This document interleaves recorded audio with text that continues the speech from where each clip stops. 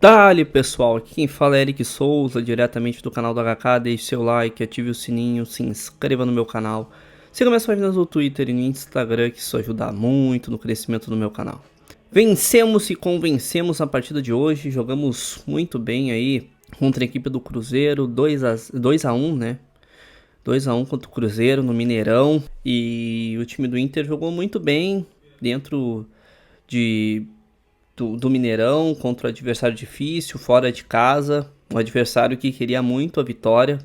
Um adversário que certamente é muito mais qualificado do que os dois últimos adversários que a gente enfrentou e a gente não conseguiu vencê-los. E agora o Inter ao menos dá uma certa tranquilidade para as próximas partidas, né?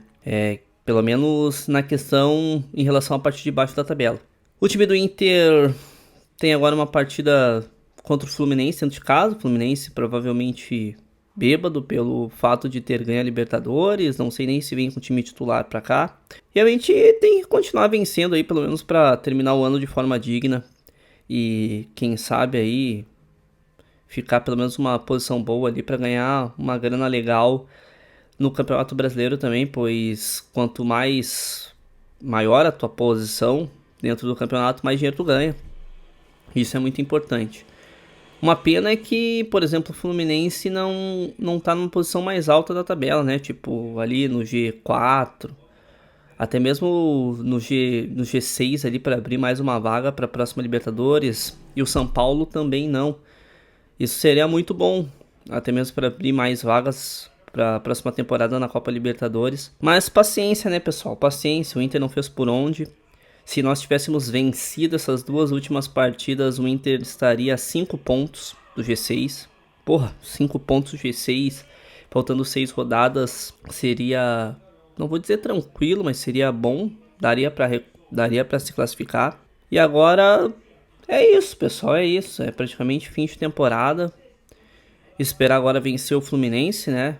Porque temos a obrigação de vencer o Fluminense, bater os 45 pontos. E dar uma tranquilizada aí para a próxima temporada e mudar algumas coisas aí que tem para serem mudadas dentro do próprio clube.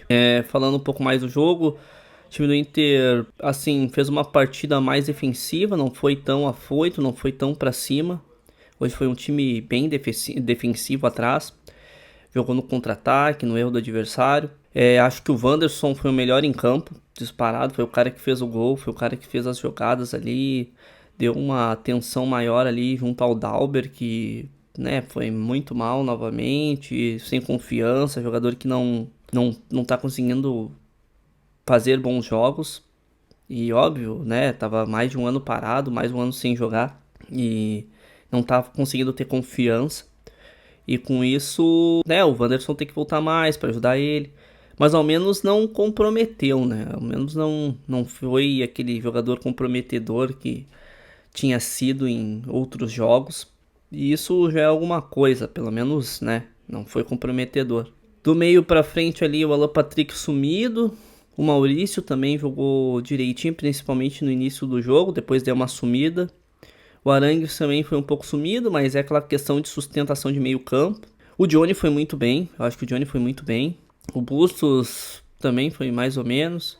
E né, a dupla de zaga ao menos não teve uma falha gritante, né? Voltando um pouco sobre o Bustos, o único problema do Bustos, né, que vinha fazendo um bom jogo, foi aquela entregada, né, que resultou no pênalti. Pô, não dá pra dar uma entregada daquela, né, ridículo. Mas de resto, foi ok, vencemos a partida. Jogo fora de casa, um jogo que, por exemplo, na minha contagem para Libertadores eu não contava. A mesma coisa no jogo contra o Vasco também, eu já fechava no empate. O jogo contra o Cruzeiro eu fechava no empate também. E o que eu acho que o Inter iria se recuperar, que o Inter iria ganhar esses dois jogos aí que o Inter empatou um e perdeu outro, né?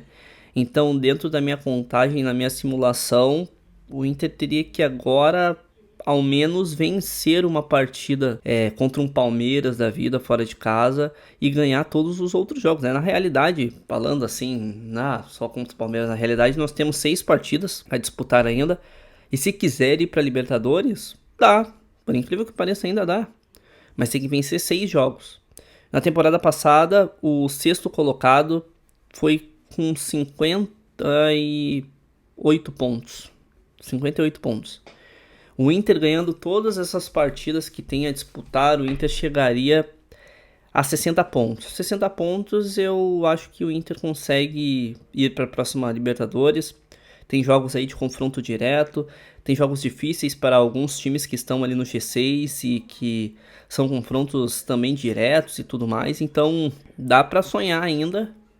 Só que é difícil, né, pessoal? É bem difícil, é bem complicado.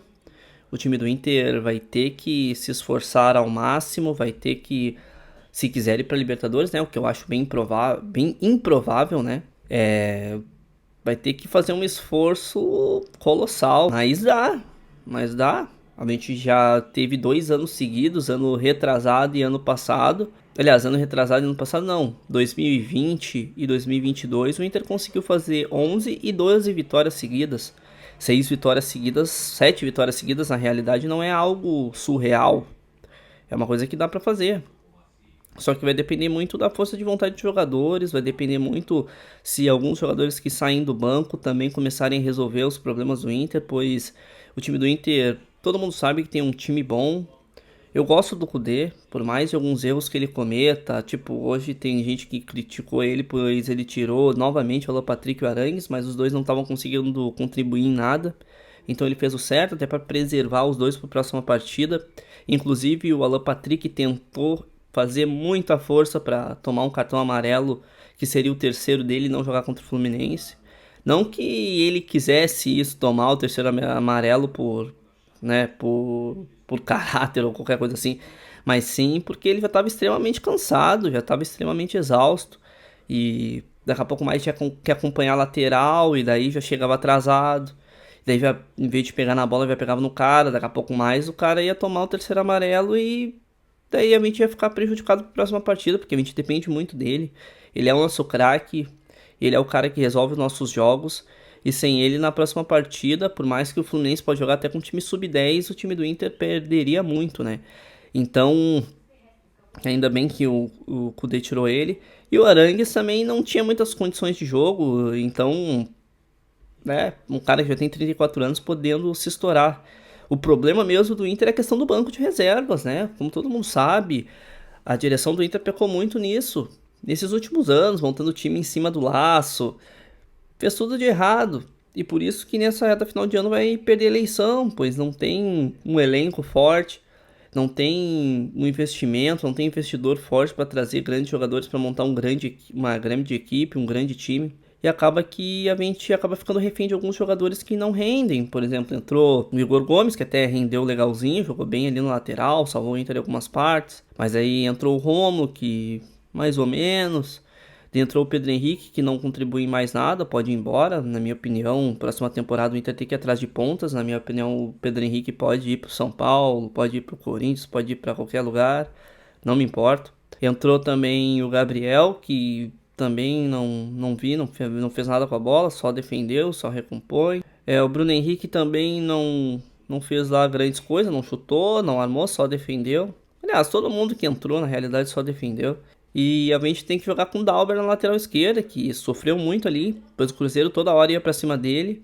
Sorte que ele não comprometeu, sorte que o Wanderson ajudou bastante ele naquela ponta ali, e com isso o Inter conseguiu vencer a partida por 2-1. Com isso agora a gente tem 42 pontos, faltam 18 pontos a serem disputados. O time do Inter joga agora na próxima quarta-feira contra o Fluminense, dentro do Beira-Rio. Tem que ganhar a partida para bater os 45 pontos e esquecer, por exemplo, mesmo se não vencer as outras partidas para ir para a próxima Libertadores, pelo menos já ficar numa situação bem mais tranquila. E vamos lá, né, pessoal? É um fim de ano melancólico para o torcedor colorado. É um fim de ano que poderia estar sendo melhor. Por exemplo, se o Inter tivesse vencido essas duas partidas aí, se o Vitão não tivesse dado aquele carrinho no atacante do Coritiba aquele dia, pelo menos hoje, provavelmente o Inter estaria numa situação muito melhor. Estaria a 5 pontos do G4 e uma chance gigantesca de ir para a Libertadores de uma forma até mais tranquila, podendo perder jogos mais difíceis do que esses jogos aí que o Inter não conseguiu fazer pontos.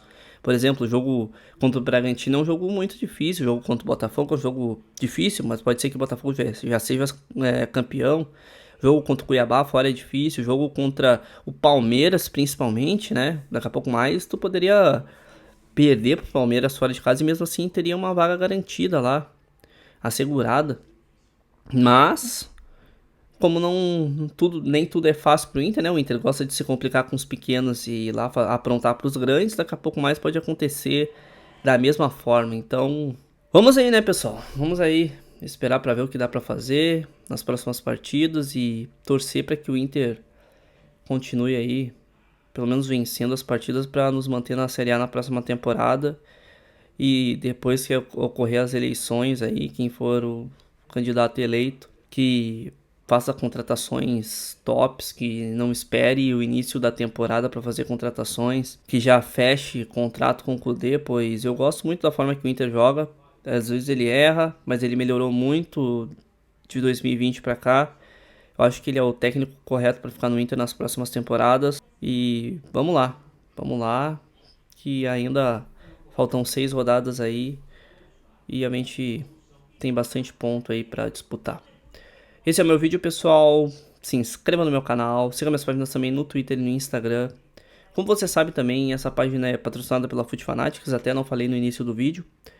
Mas dá uma conferida no link que tá na descrição do meu vídeo e confira as ofertas no site da Foot Fanatics, que isso ajuda bastante aqui no crescimento do meu canal. Então é isso, até mais.